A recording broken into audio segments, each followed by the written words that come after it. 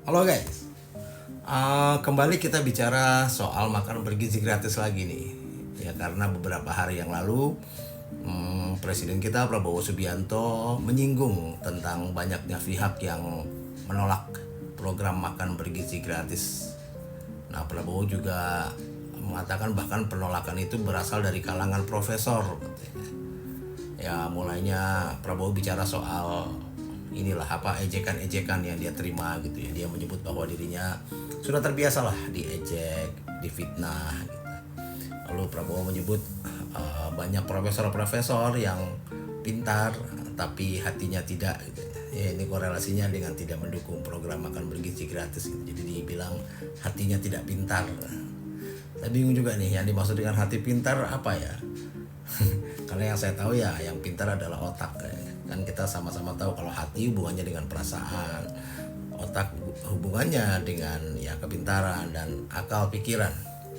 Nah, hal ini disampaikan Prabowo di hadapan mahasiswa yang kuliah di Universitas Al-Azhar Kairo kalau nggak salah tanggal 19 lalu. Nah, saya bingung aja ya. Kita ini manusia ini kan kita diciptakan oleh Tuhan dengan akal pikiran. Lalu gunanya apa?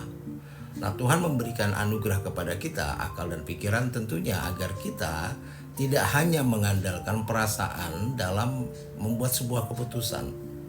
Jadi penting sekali untuk melihat logikanya gitu ya, visibility-nya gitu ya. Nah, apalagi kebijakan yang menyangkut hajat hidup orang banyak ya, kebijakan yang berhubungan dengan negara.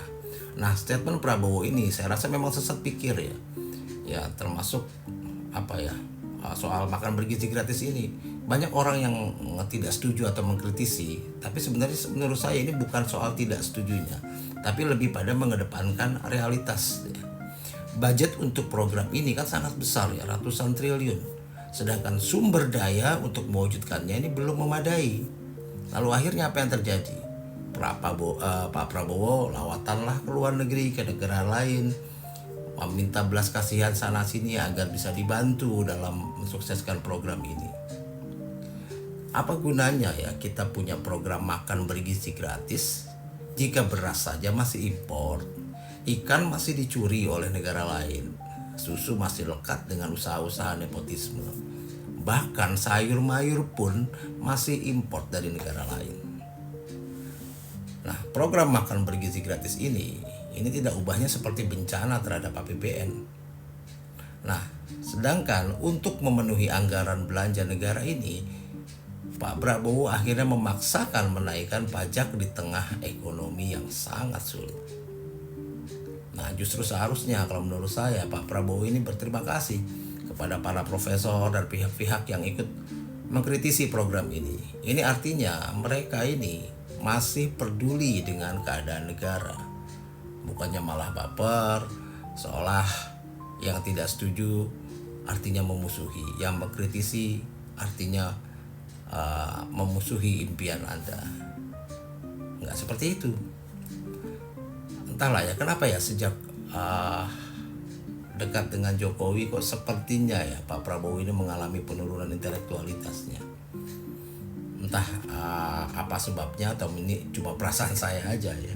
Karena menurut saya ya, ketika seseorang atau apalagi seorang pemimpin beradaptasi dengan prioritas baru dari lingkungan politik yang berbeda, maka mereka mungkin akan mengorbankan beberapa aspek dari kemampuan intelektualitas mereka untuk menyesuaikan diri dengan tuntutan dan dinamika baru. Sebelum dekat dengan Jokowi, Prabowo kita kenal dengan gaya kepemimpinan yang tegas dan nasionalis gitu ya. Namun setelah bekerja sama dengan Pak Jokowi kita lihat sendiri. Bahkan Erdogan pun walk out ketika Pak Prabowo pidato kemarin ini.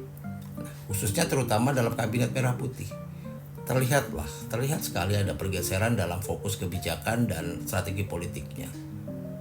Seolah fokusnya hanya pada pragmatisme dan konsensus yang lebih besar yang mungkin telah mengurangi kedalaman analisis dan dari keputusan-keputusan yang sebelumnya ya lebih berorientasi pada idealisme.